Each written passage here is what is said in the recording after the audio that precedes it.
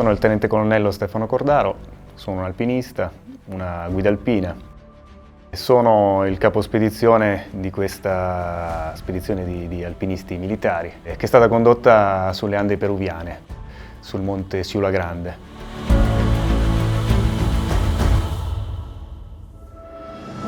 Sono Alessandro Zeni e sono un climber. La parte alpinistica dove c'è molta neve, l'alta quota, è stata un po' una novità per me, quella del Ciula Grande. Sono Marco Maiori, è dal 2011 che faccio parte della sezione militare d'alta montagna e mi ritengo quindi un veterano ormai. Sono Matteo Della Bordella e sono un alpinista. Entrare a far parte della SMAM è stato per me veramente un grande onore, un grande privilegio.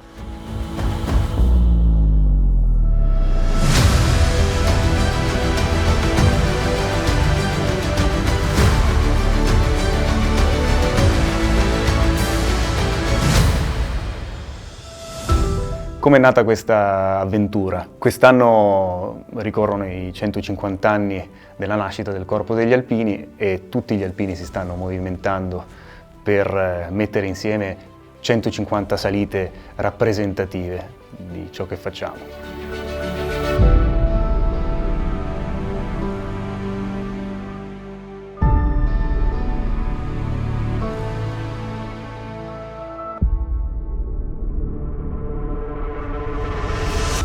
E noi come centro addestramento alpino e come sezione militare alta montagna abbiamo pensato a un progetto ambizioso che avesse caratteristiche alpinistiche complesse, e cioè che potesse mettere in risalto tutti gli aspetti fondamentali di ognuno di loro. E quindi abbiamo messo insieme questa spedizione con l'idea di scalare la parete est del Ciula Grande, ancora inviolata.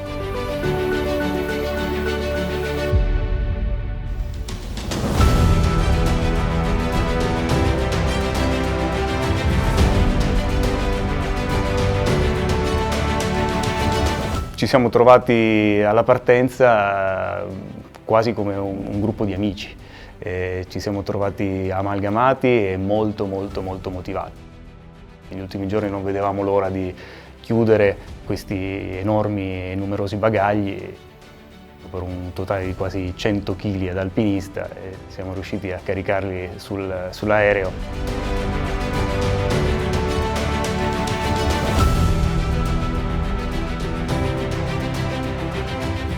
Ci siamo alzati in volo e abbiamo lasciato dietro di noi l'Italia e tutta una serie di amici, colleghi, curiosi di sapere come sarebbe andato a finire questa avventura.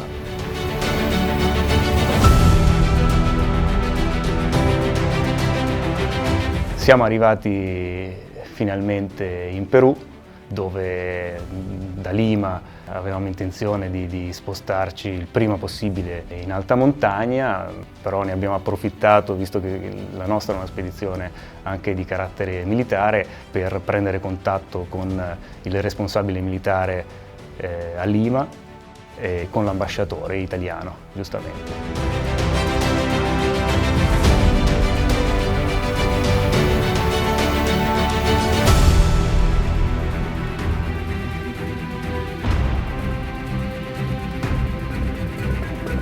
Da lì ci siamo trasferiti a Huaraz, che è un po' il centro dell'andinismo peruviano, e abbiamo iniziato il lungo avvicinamento verso il campo base, prima con dei mezzi fuoristrada, fino ad arrivare all'ultimo villaggio che si chiama Queropalca, e poi abbiamo aspettato i famosi 50 asini che ci avrebbero dovuto portare insieme ai nostri pesanti materiali fino al campo base.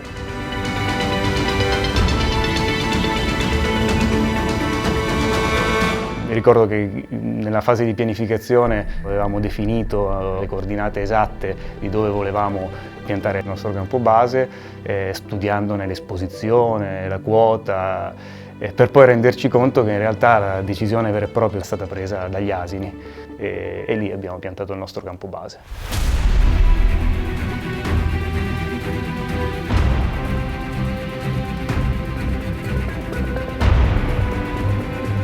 I primi giorni al campo base sono stati di adattamento alla quota, siamo andati in giro a cercare di prendere più informazioni possibili sulla parete.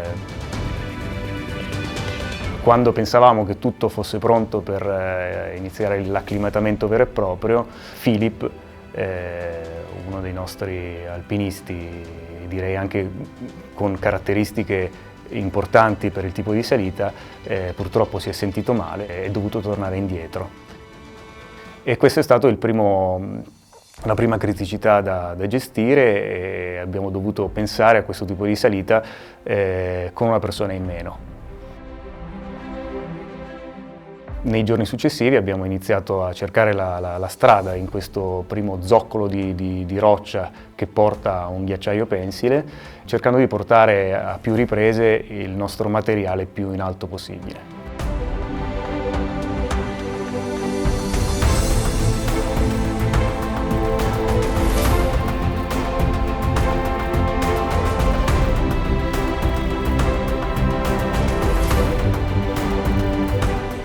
In realtà Marco e Matteo erano talmente in forma che sono riusciti a calarsi da questo ghiacciaio pensile direttamente sul ghiacciaio principale fino ad arrivare alla base della parete est, dove pensavamo di mettere il primo campo avanzato.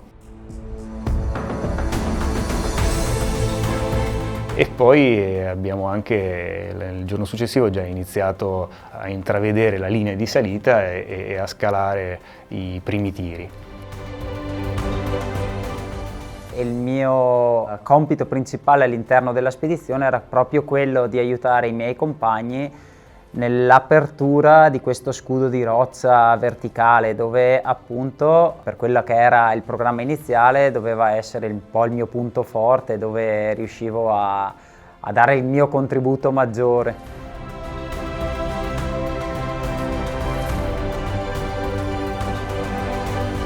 Però anche qui è venuta fuori una seconda criticità perché abbiamo iniziato a sentire dei sassi che venivano giù. Cioè, comunque i sassi scendono. Cioè, continua ad arrivare giù roba. Quindi siamo tornati al campo base, ne abbiamo parlato e ci siamo resi conto del fatto che forse il livello di accettazione del rischio che avevamo definito per questo tipo di salita lo stavamo per superare. L'obiettivo principale, come si sa, era la parete est, ma purtroppo non è stata possibile per la caduta di sassi, quindi era molto pericolosa. Abbiamo deciso, in favore di sicurezza, di cambiare obiettivo. Per qualche minuto abbiamo pensato che fosse compromessa tutta la spedizione, ma poi con un po' di qualche residuo di entusiasmo abbiamo pensato anche di trovare un possibile piano B, una soluzione alternativa. Ed effettivamente c'era. Anzi, Marco, che noi chiamiamo Maio, tornando giù dalla parete ha detto: Punterei a fare una bella salita sul pilastro. Sembra un pilastro di roccia fantastica, anche questo molto estetico, molto verticale e sicuramente fuori dalla linea di caduta dei sassi. Questo forse è stata un po' la cosa che mi ha caratterizzato di più all'interno di questi 42 giorni in Perù, proprio perché è venuta da me l'idea di spostarci sul pilastro di sinistra.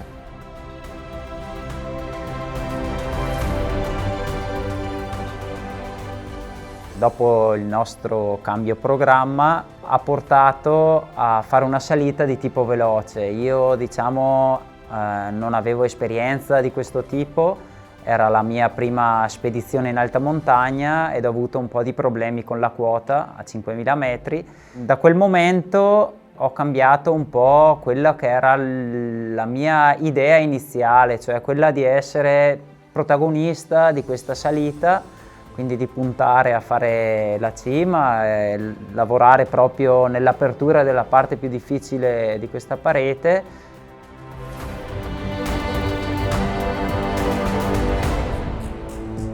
Da lì in poi, purtroppo, il bel tempo ci ha abbandonato e abbiamo dovuto aspettare, quindi abbiamo passato lunghi momenti al campo base in tenda con grandi interrogativi, quindi siamo tornati su, ci siamo resi conto, soprattutto io e Ale, che non eravamo ancora del tutto ben acclimatati alla quota per fare una salita in stile diverso, quindi più leggera ma più veloce.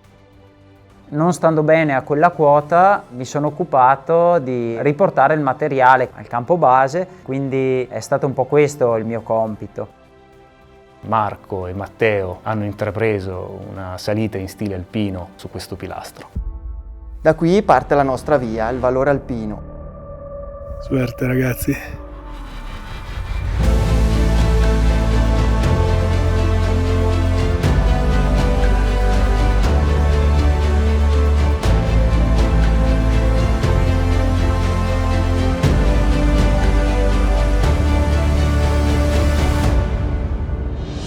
E questa salita che ho portato a termine con Marco Maiori in 5 giorni di scalata è stata una salita estremamente completa, estremamente lunga, dove non c'è stato un tratto estremo, ma tutta per certi versi molto molto impegnativa.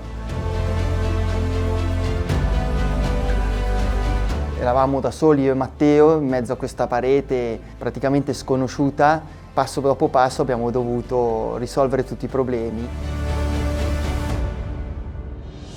Il pilastro di roccia perché era freddo, era difficile piazzare protezioni nella parete per via della roccia molto compatta, ci ha impegnato 3 giorni.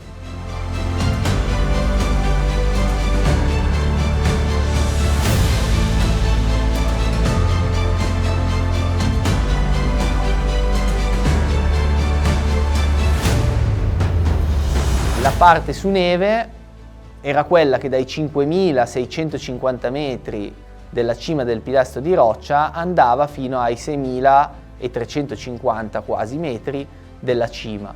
Anche questa parte non estrema, ma dove l'errore non era assolutamente da commettere. L'errore si sarebbe pagato caro perché un terreno dove mettere protezioni e procedere in sicurezza era difficile, non era affatto scontato, dove bisognava sempre mantenere la concentrazione al massimo. Dai che andiamo.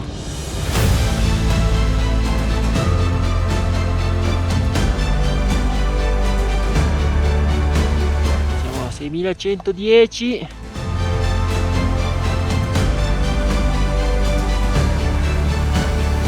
Dai che è fatta!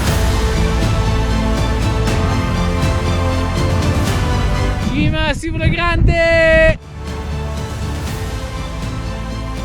Evviva l'Italia! Evviva gli alpini! Evviva il centro addestramento alpino! 150 anni!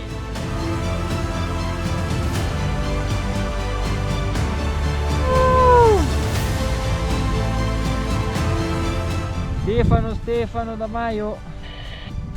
Allora Mario, come state? Siamo in cima! Grandissimi! Complimenti, super! Poi quando ci hanno chiamato via radio è stato splendido, insomma ci siamo visti tutti in cima, non solamente loro, ma anche noi, ma anche tutte le persone che attendevano questa notizia in Italia. Dopo 5 giorni di scalata ininterrotta ci siamo rincontrati alla base di questa grande montagna, ci siamo fatti i complimenti, ci siamo anche un po' emozionati e abbiamo esultato tutti insieme. Super! Nostri eroi! Al rientro chiaramente i nostri comandanti si sono voluti congratulare con noi e sono stati molto sorpresi nell'apprendere le reali dinamiche che ci hanno portato a questo successo. Qualcosa si era capito, cioè che non era sicuro il successo fino all'ultimo momento, ma poi dai nostri racconti sono emersi tutti gli aspetti che di sicuro hanno interessato di più i nostri comandanti. Ciò che ho imparato da questa spedizione è che, come sempre, la montagna alla fine ti insegna ad essere umile, quindi avere appunto più una visione non concentrata su me stesso, ma sui miei compagni di squadra. È stata un'esperienza molto, molto forte, abbiamo avuto un feeling di squadra assolutamente impeccabile e questo ha portato sicuramente al successo. Ecco, di questa spedizione mi porta a casa il fatto che noi veramente ci credevamo in questo obiettivo, in questa salita. Se ci ripenso mi viene in mente quando con Maio siamo arrivati in cima, è stato un momento pazzesco. Se dovessi dire cosa mi è rimasto di questa bella avventura, di questa esperienza, so che questo percorso che abbiamo fatto ha creato un gruppo di alpinisti, ha creato un'unità militare, ma ci ha anche permesso di stringere delle amicizie forti.